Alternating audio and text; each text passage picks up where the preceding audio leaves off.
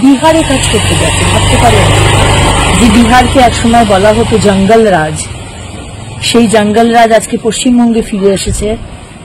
আর পশ্চিমবঙ্গের ছেলেমেয়েরা বিহারে কাজ করতে যাচ্ছে, তারা চাকরি খুঁজতে, ধান রোয়ার কাজ করতে যাচ্ছে কেরালাতে। ভাবতে পারেন আজকে এই টিএমসি সরকারের কতটা অক্ষমতা, বা মুখ্যমন্ত্রী যে কথাগুলো বলেন 10 লক্ষ চাকরি রেডি আছে, আর যদি রেডি থাকতো তাহলে দাড়িকেশ তাকে কুয়েত যেতে হতো না।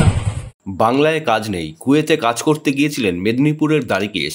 সেখানে অগ্নিকাণ্ডে মৃত্যু হয় তার। অসহায় পরিবারের পাশে অগ্নিমিত্রা। সাংবাদিকদের মুখোমুখি হয়ে অগ্নিমিত্রা বলেন, মমতা সরকার ব্যর্থ কাজ দিতে, তাই প্রাণের ঝুঁকি নিয়ে বাংলা থেকে ভিন্ন রাজ্যে বা অন্য দেশে যেতে হচ্ছে কাজের জন্য। প্রতি বছর শিল্প সম্মেলন হয়, কিন্তু শিল্প আসে না। মানে কিছু তো ভাষা নেই আমার। এটা এই যে দাড়িকেশ দা মারা গেলেন কুয়েতে কাজ করতে গিয়ে, সেখানে কি অবস্থায় মারা গেছেন আমরা এখনো কিছু জানি না। 49-50 জন ভারতীয় মারা গেছেন, এবং সেখানে দাড়িকেশ দা, তার একটি ছোট মেয়ে আছে, একটি মেয়ে ক্লাস 12-এ উঠেছে সবে, নেক্সট ইয়ার বোর্ডসের পরীক্ষা। বাবা অন্তপ্রাণ, যা হয়, তাকে ঘুমের ইঞ্জেকশন দিয়ে রাখা হয়েছে, তার অ্যাজমা আছে। মানে একটা পরিবার শেষ হয়ে গেল। পরিযায়ী শ্রমিক ছিলেন উনি। আজকে প্রশ্নটা হচ্ছে যে কেন আমাদের ছেলে মেয়েদের পশ্চিমবঙ্গ ছেড়ে অন্য জায়গায় কাজ করতে যেতে হচ্ছে। আজকে দাড়িকেশ দা গেছেন কুয়েতে কাজ করতে, কেউ যাচ্ছে উত্তরপ্রদেশ, কেউ যাচ্ছে রাজস্থান, কেউ বিহার।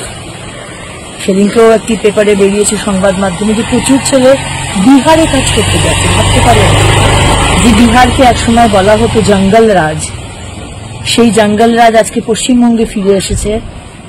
আর পশ্চিমবঙ্গের ছেলেমেয়েরা বিহারে কাজ করতে যাচ্ছে, তারা চাকরি খুঁজতে, ধান রোয়ার কাজ করতে যাচ্ছে কেরালাতে। ভাবতে পারেন আজকে এই টিএমসি সরকারের কতটা অক্ষমতা, বা মুখ্যমন্ত্রী যে কথাগুলো বলেন 10 লক্ষ চাকরি রেডি আছে, আর যদি রেডি থাকতো তাহলে দাড়িকেশ তাকে কুয়েত যেতে হতো না।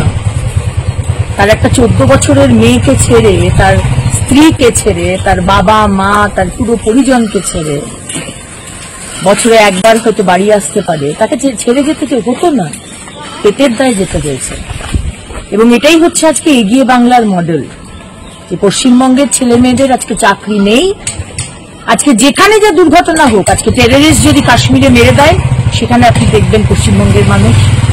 আজকে মিজোরামে যদি ব্রিজ ভেঙে পড়ে, মানুষের মৃত্যু হয়, সেখানে দেখবেন মালদার মানুষ। আজকে গুজরাটে যদি ভূমিকম্প হয়, তাহলে সেখানে দেখবেন পশ্চিমবঙ্গের মানুষ।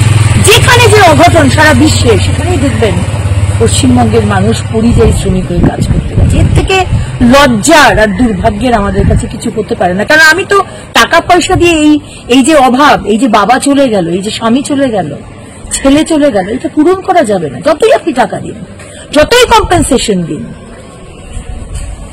আজকে অক্ষমতা এই সরকারের, মমতা বন্দ্যোপাধ্যায়ের অক্ষমতা।